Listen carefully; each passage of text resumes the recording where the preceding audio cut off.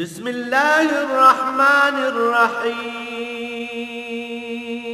الرحمن علم القرآن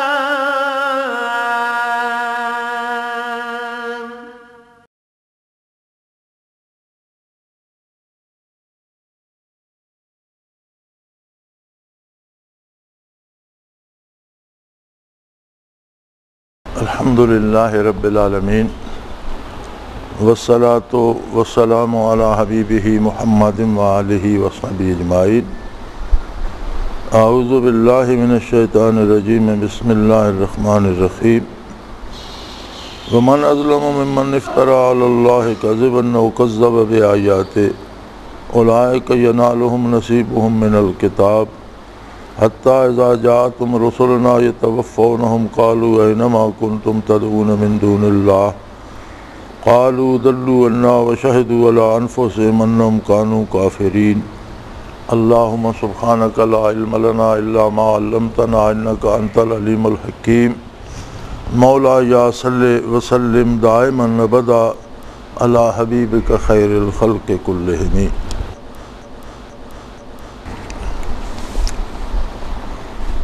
دین اللہ کا بتایا ہوا وہ سیدھا راستہ ہے جو آقا نامدار صلی اللہ تعالیٰ علیہ وآلہ وسلم نے بڑے واضح طور پر اور مکمل اور آسان ترین پیرائے میں جسے ہر عام آدمی سمجھ سکتا ہے، جان سکتا ہے، عمل کر سکتا ہے، نبی کریم نے اس پر اس طرح سے عمل کر کے بیان کر کے سارا عطا فرما دیا۔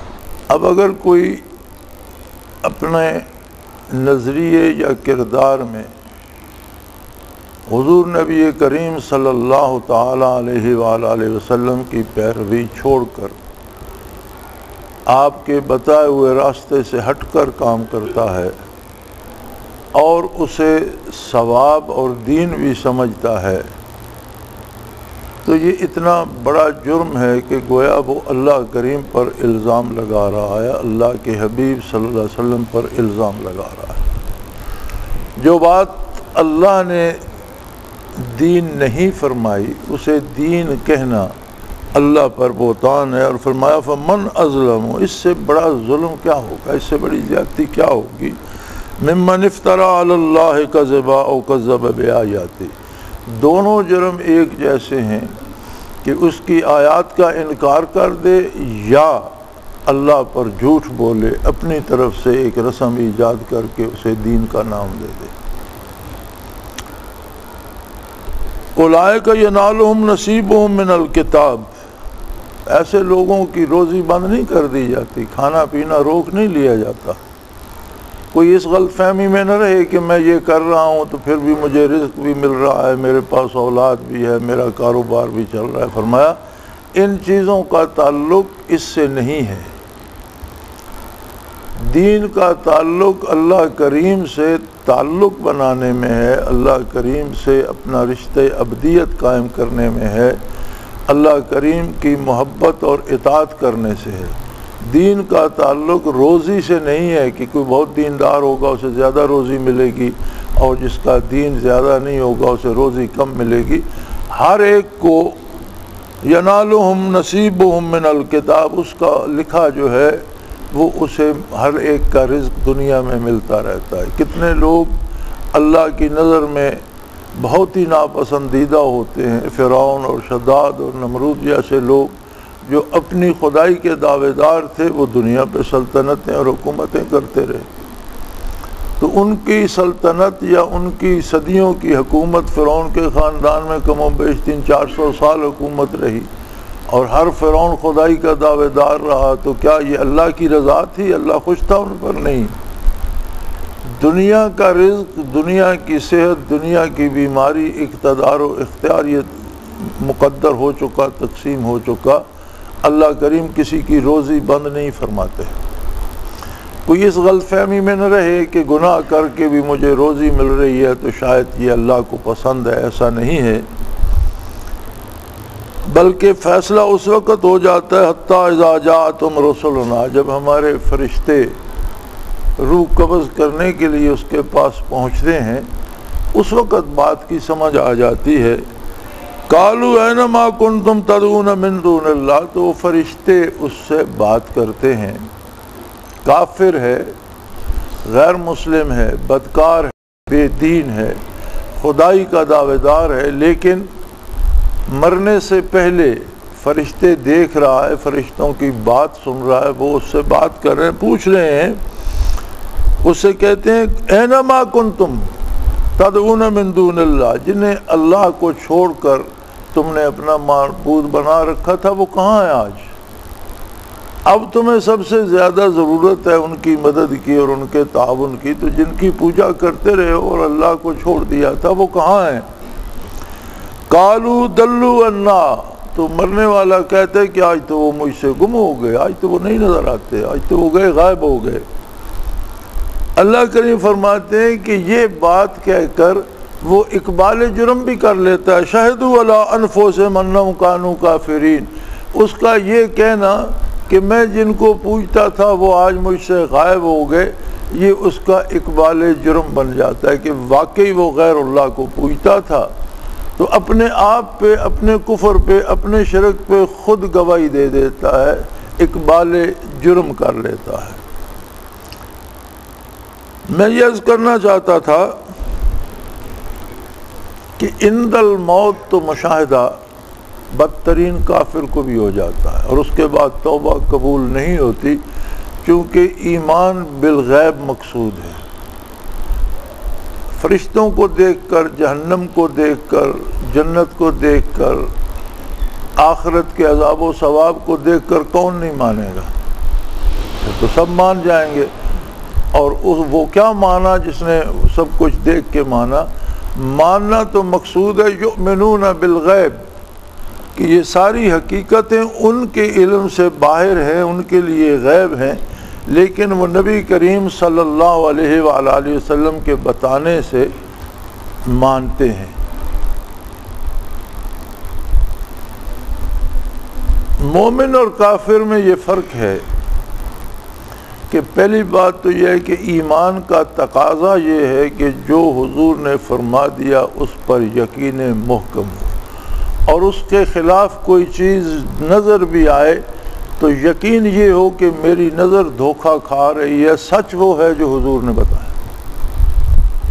یعنی ایمان اس چیز کا نام ہے کہ کوئی چیز مجسم ہو کر سامنے آ جائے، کوئی چیز نظروں کے سامنے ہو تو آدمی کو یقین ہو کہ میری نظر جو ہے یہ غلطی کر رہی ہے، میری نگاہ دھوکہ کھا رہی ہے، سچ وہ ہے جو حضور نبی کریم صلی اللہ علیہ وسلم نے ارشاد فرمایا۔ ایمان اس کا نام ہے۔ جب برکات نبوت نصیب ہوتی ہیں تو ان میں ایک انعام الہی یہ بھی ہے کہ بندے کو مشاہدات ہو جاتے ہیں۔ مشاہدات کا ہونا جہاں اللہ کا بہت بڑا انعام ہے کہ کافر تو عند الموت ان حقیقتوں کو دیکھتا ہے، اور برکات نبوت اور فیضان نبوت نصیب ہو تو زندگی میں، حیات میں وہ حقائق کشفاً دیکھے جا سکتے ہیں۔ اگر کسی کو یہ کشف نصیب ہو تو اس کا اثر کیا ہونا چاہیے؟ اس کا اثر یہ ہونا چاہیے کہ جو حسرت یا جو دعویٰ کافر حشر کو کرے گا، جب ہر چیز سامنے ہوگی تو کافر بھی کہیں گے کہ یا اللہ ہمیں اب دنیا پہ لوٹا دے اور دیکھ ہم تیری کس طرح اطاعت کرتے ہیں اور کس طرح عبادت کرتے ہیں اور کتنی محنت کرتے ہیں۔ تو فرمایا جائے گا کہ اب تو دنیا پہ لوٹایا بھی نہیں جائے گا، وہ وقت گزر گیا، اور اب سب کچھ دیکھ کر تم نے مانا بھی تو کیا مانا۔ تو جسے کشف و مشاہدہ ہو جاتا ہے اس کا اثر یہ ہوتا ہے کہ اس کی عبادات میں زیادہ خشوع و خضوع اور خلوص پیدا ہو جاتا ہے، وہ زیادہ محنت کرتا ہے، فرائض کے علاوہ نوافل پہ محنت کرتا ہے۔ ہمارے ایک بزرگ ساتھی ہوتے تھے، بہت ضعیف العمر تھے، تو میں نے ایک دفعہ پوچھ لیا کہ حضرت کتنی رکعت نفلیں آپ پڑھتے ہیں؟ تو فرمانے لگے یار اب بوڑھے ہو گئے ہیں، مجھ سے اٹھا بیٹھا نہیں جاتا، تو میں زیادہ نہیں پڑھ سکتا، بس 500 رکعت دن رات میں پڑھتا ہوں۔ تو یہ انہیں حسرت تھی کہ میں بہت ضعیف ہو گیا ہوں، میں اٹھ بیٹھ نہیں سکتا۔ یہ کیا سبب کیا تھا اس مجاہدے کا؟ بہت اچھے صاحب کشف تھے وہ، بہت اچھے مشاہدات تھے، انہیں حقائق اخروی نگاہوں کے سامنے تھے جو محنت پہ اکساتے تھے، اور اس محنت میں انہیں لطف آتا تھا، اللہ کا کرم محسوس ہوتا تھا، اللہ کی نعمتیں، اللہ کی طرف سے برکتیں، انوارات و تجلیات محسوس ہو، اس میں لگے رہتے تھے۔ ایک عجیب بات یہ ہے کہ آدمی محنت کرتا ہے کسی حد تک، اگر اسے مشاہدات ہوتے ہیں تو شیطان بھی پوری بھرپور کوشش کرتا ہے، اور وہ چاہتا ہے کہ جو تصویریں میں دکھاتا ہوں یہ ان پر اعتبار کرے۔ وہ یہ تو نہیں بتاتا کہ میں شیطان ہوں اور میں تمہیں گمراہ کر رہا ہوں، بلکہ وہ بھی یہی کہتا ہے کہ یہ بات اللہ کی طرف سے ہے۔ جس طرح آدم علیہ نبینا علیہ السلام سے فرمایا کہ بھئی وقاسم لہما، اللہ کی قسمیں کھا کر کہا کہ بھئی یہ پھل ضرور کھا لو، اس میں بڑا فائدہ ہے اور تم ہمیشہ یہیں رہو گے، فرشتے بن جاؤ گے، اور اس بات میں وہ دھوکہ کھا گئے کہ قرآن کریم شہادت دیتا ہے وقاسم لہما، اس نے اللہ کی قسم کھائی ان کے سامنے۔ اب ان کے نزدیک یہ تصور بھی نہیں تھا کیونکہ اللہ کی قسم بھی جھوٹ پر کھا سکتا ہے، تو وہ دھوکے میں آ گئے۔ اسی طرح شیطان بھی تصویریں بناتا ہے اور وہ دکھاتا ہے اور کہتا ہے یہ اللہ کی طرف سے ہے، اور پورا یقین دلاتا ہے۔ تو جو بے نصیب ہوتے ہیں وہ اس بات پہ چل نکلتے ہیں۔ اب یہ کیسے فیصلہ کیا جائے کہ یہ جو کشف ہو رہا ہے یہ کشف ہے یا دھوکہ ہے؟ جو دھوکہ شیطان کی طرف سے ہوتا ہے اسے اصطلاح میں استدراج کہتے ہیں۔ استدراج بھی ویسا ہی کشف ہوتا ہے، مشاہدہ ہوتا ہے، چیزیں نظر آتی ہیں، آوازیں سنائی دیتی ہیں، بات ہوتی ہے، لیکن وہ سب شیطان کی طرف سے ہوتا ہے۔ تو دونوں میں فرق کیسے کیا جائے؟ اگر کشف ہے اور من جانب اللہ ہے تو اس سے بندے میں مزید عاجزی آئے گی، مزید تضرع ہوگا، مزید خلوص پیدا ہوگا، اور برائی سے مزید نفرت ہوگی، دین سے محبت ہوگی، نیکی کرنے کو دل چاہے گا، غلطی ہو جائے تو اس کی تلخی محسوس ہوگی، گناہ کڑوا لگے گا، اور آدمی مزید مجاہدہ کرے گا۔ نیز سب سے بڑی بات عظمت الہی اس پہ ظاہر ہوگی، وہ سمجھے گا کہ ساری بڑائیاں اللہ کے لیے ہیں اور میں کچھ بھی نہیں۔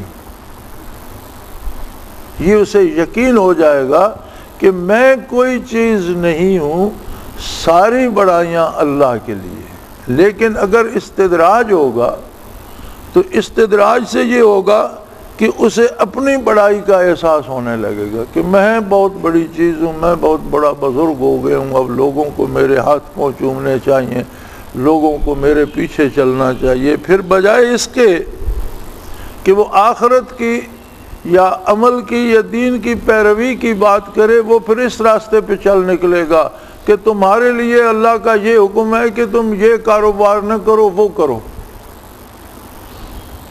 تمہارے بیٹے کی شادی وہاں ہوگی، تمہارے بیٹے کو ملازمت وہاں ملے گی، تمہاری بیماری فلاں چیز سے ٹھیک ہوگی، یہ مجھے حضرت جی نے فرمایا ہے، یہ مجھے دندے والے شاہ صاحب نے فرمایا ہے، یہ مجھے بارگاہ رسالت سے پتہ چلا ہے، اور یہ مجھے اللہ نے کہا ہے۔ یہ سارا کیا ہوگا؟ اللہ پر، اللہ کے رسول پر، اللہ کے دین پر، بزرگان دین پر بہتان ہوگا، جس کے بارے قرآن کریم فرماتا ہے فَمَنْ أَظْلَمُ مِمَّنْ افْتَرَى عَلَى اللَّهِ كَذِبًا، اس سے بڑا ظالم کون ہوگا جو اللہ پر جھوٹ بولے۔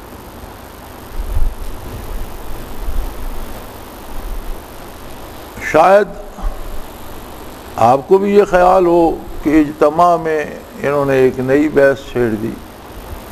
یہ سوال کہاں سے آ گیا؟ یہ میں بڑی دفعہ، اور میرا خیال ہے کہ میں نے جتنی تقریریں کی ہیں ان میں جتنا زور اس بات پہ دیا ہے شاید کسی دوسری بات پہ نہ دیا ہو۔ یہ اس لیے کہ ذکر کرنے سے، پاس بیٹھنے سے مشاہدات تو ہو جاتے ہیں، اب اگر دل میں خلوص نہیں ہے اور صرف پاس بیٹھنے سے کوئی استعداد پیدا ہو گئی وقتی طور پر، تو آگے شیطان پکڑ لیتا ہے بندے کو، اور پھر وہ نہ صرف خود گمراہ ہوتا ہے، دوسروں کو گمراہ کرنے کا سبب بنتا ہے۔ اور یہ سارا کام یار لوگ مجھ سے الگ الگ کرتے ہیں، مجھے نہیں بتاتے، اپنے طور پر کرتے رہتے ہیں۔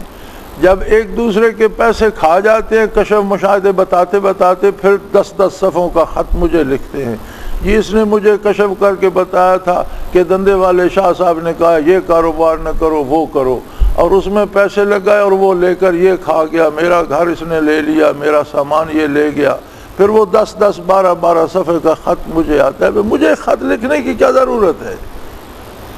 جب اس نے تمہیں کہا تھا کہ مجھے یہ کشف ہو رہا ہے تو اس وقت مجھے بتایا تھا، اس وقت مجھ سے پوچھتے کہ یہ مجھے کہا رہا ہے فلاں جگہ پیسے لگاؤ، مجھے کشف ہو رہا ہے، تو میں تمہیں بتاتا کہ پیسے لگانے کے لیے کشف نہیں ہوتا، اصلاح کے لیے کشف ہوتا ہے۔ دنیا کے سارے امور کا طریقہ طے کر دیا شریعت نے، حلال حرام جائز ناجائز حتیٰ کہ مکروہ تک ساری باتیں عیاں ہو گئیں۔ اب اس دائرے شریعت کے اندر رہ کر دنیاوی کام کرنے ہیں، اس پر نتائج اللہ مرتب فرماتا ہے، بات ختم ہو گئی۔ کسی کے کشف سے کوئی نیا دین ایجاد نہیں ہوگا۔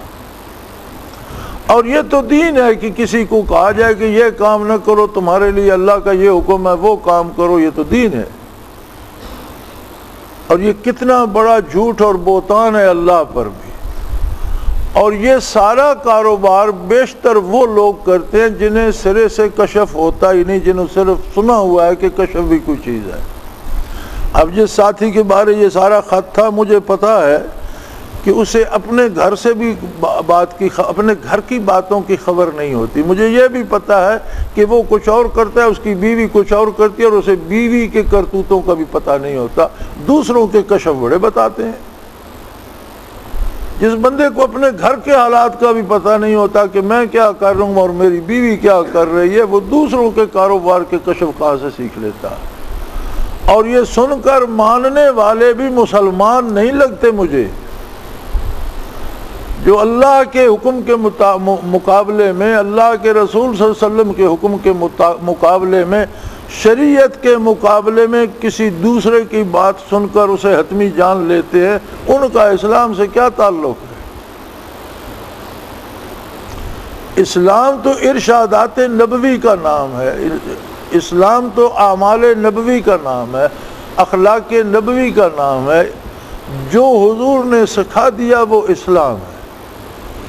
اور کمال یہ ہے کہ رسول اللہ صلی اللہ علیہ وسلم نے صرف حلال و حرام نہیں، مباحات اور مکروہات تک ہر چیز مکمل، پورا مکمل دین عطا کر دیا، اور اس پر اللہ نے گواہی دی، الیوم اکملت لکم دینکم واتممت علیکم نعمتی ورضیت لکم الاسلام دینا۔ یعنی تمہارا دین تمہارے لیے آج مکمل، الیوم آج تمہارا دین مکمل ہو گیا، واتممت علیکم نعمتی، ہر طرح کی نعمتیں جو بندہ رب العالمین سے حاصل کر سکتا ہے وہ ساری اس دین میں مکمل کر دی گئی۔ اس دین سے باہر کسی طرح کی کوئی نعمت اور کوئی انعام نہیں ہے۔ ہر نعمت، ہر راحت، ہر برکت، ہر انعام اس دین کے اندر سمو دیا گیا ہے۔ اور کتنی نعمتیں اس دین اور اس کی پیروی میں، فرمایا اتممت علیکم، نے میں نے اپنی نعمتیں تم پر تمام کر دی۔ جتنے انعامات بندہ اللہ کریم سے حاصل کر سکتا ہے وہ اس دین پر عمل کرنے میں سمو دیے گئے۔ میرے بھائی، کچھ خدا کا خوف کرو، کم از کم اس ایک کام کو خالص رہنے دو۔ یہ ذکر اذکار، یہ محافل، یہ اس لیے ہے کہ بندے میں خلوص پیدا ہو۔ احکام شریعت ہر جگہ سے مل جاتے ہیں، بتانے والے موجود ہیں، ہر محلے میں، ہر مسجد میں، ہر گاؤں میں، ہر شہر میں بے شمار اللہ کے بندے موجود ہیں جو احکام شریعت شب و روز بتاتے رہتے ہیں۔ اب ان پر عمل کرنے میں خلوص کیسے پیدا کیا جائے، اس کے لیے ذکر ہے۔ تو یہ خلوص کے لیے جو پیدا کرنے کے لیے جو محنت کی جاتی ہے، اگر اس سے بھی منافقت نصیب ہو تو اس سے بڑی بد نصیبی کیا ہو؟ اگر اسے بھی دوسروں کا پیسہ ہڑپ کرنے کا ذریعہ بنا لیا جائے، اس سے بڑا ظلم کیا ہوگا؟ اور پھر خدا کے لیے اگر آپ نتھو پھتو سے کشف سن کر اس پر عمل کرتے تو جب نقصان کر چکتے پھر مجھے کیوں لکھتے ہیں؟ پھر میرا اس سے کیا تعلق؟ اور پھر 10 صفحے کا خط ہوتا ہے جو پڑھا بھی نہیں جا سکتا۔ تو خدا کے لیے اس ایک کام کو خالص رہنے دو، اور تف ہے ان لوگوں پر اور اللہ کی لعنت ہے ان لوگوں پر جو کشف کو لوگوں سے پیسہ لینے کا ذریعہ بناتے ہیں، اپنی بڑائی کا ذریعہ بناتے ہیں، اور انہیں تب پتہ چلے گا جب عند الموت یہ محاسبہ ہوگا کہ یہ کام کس کے لیے تھا اور تم نے اس کو کہاں استعمال کیا۔ تو میرے بھائی، میں دعا کر سکتا ہوں کہ اللہ سب کو ہدایت دے اور اس ظلم سے بچائے، اور جو اس میں مبتلا ہیں انہیں توبہ کی توفیق دے۔ لیکن اگر کوئی باز نہ آئے تو میں منبر پر بیٹھ کر کہہ رہا ہوں کہ اللہ کے نزدیک میں اس سے بری الذمہ ہوں۔ مجھ سے بھی لوگ پوچھتے ہیں، مشورہ لیتے ہیں، کیا کروں؟ میں کہتا ہوں جو مناسب سمجھتے ہو وہ کرو، نتائج اللہ کے دست قدرت میں۔ رشتوں کے لیے ساتھی پوچھتے ہیں، ہم وہاں رشتہ کر لیں؟ میں کہتا ہوں بھائی شرعی طریقہ یہ ہے کہ بندے کا دین بھی دیکھو، اس کے دنیاوی وسائل بھی دیکھو، خود دیکھ لو، مل کر خاندان سے مل کر دیکھ لو، پسند آتے ہیں تو اللہ پر بھروسہ کرو، نہیں پسند آتے نہ کرو۔ بڑی سیدھی سادہ سی باتیں ہیں۔ شاید پوچھنے والے کو یہ توقع ہوگی کہ یہ بتائے گا کشف میں یہ آیا، کشف ان باتوں کے لیے تو نہیں ہوتا۔ کشف تو نور ہدایت ہے اور مزید ہدایت کے لیے ہوتا ہے، اور توفیق الہی ہے کہ عمل میں، کردار میں مزید خلوص پیدا ہو اور اللہ کی رضا حاصل ہو۔ اب جو چیز رضا الہی کا سبب ہے، اگر اسے ہی کوئی عذاب الہی کا سبب بنا لے تو اس سے بڑا بد نصیب کون ہوگا؟ اللہ کریم اس سے بچنے کی توفیق عطا فرمائے اور خلوص عطا فرمائے۔ وآخر دعوانا الحمدللہ رب العالمین۔ اللہ اللہ اللہ اللہ اللہ اللہ اللہ اللہ۔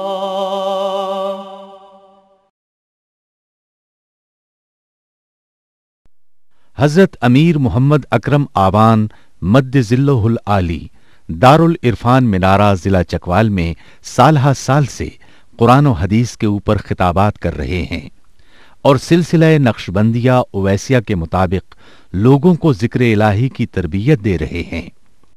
وہ قرآن پاک کی تفسیر ترتیب وار بیان کر رہے ہیں۔ تفسیر قرآن کو وہ موجودہ ملکی اور بین الاقوامی حالات کے مطابق بیان کرتے ہیں۔ موٹر وے سے کلر کہار کے انٹرچینج سے نکلتے ہوئے، کلر کہار کی جھیل سے ہوتے ہوئے، میانی، بوچھال اور نور پور سے گزرتے ہوئے دارالعرفان منارہ پہنچ سکتے ہیں۔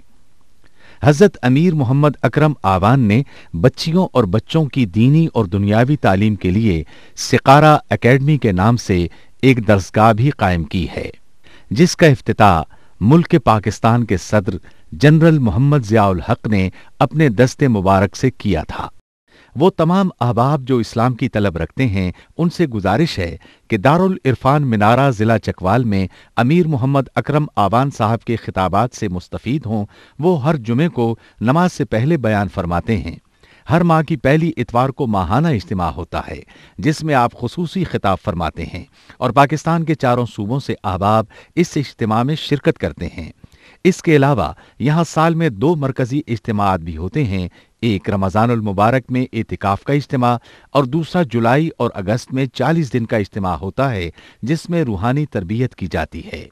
अपना खून सीमाब देकर इतना हम कर जाएंगे, नाम आका का चमन में फिर रकम कर जाएंगे।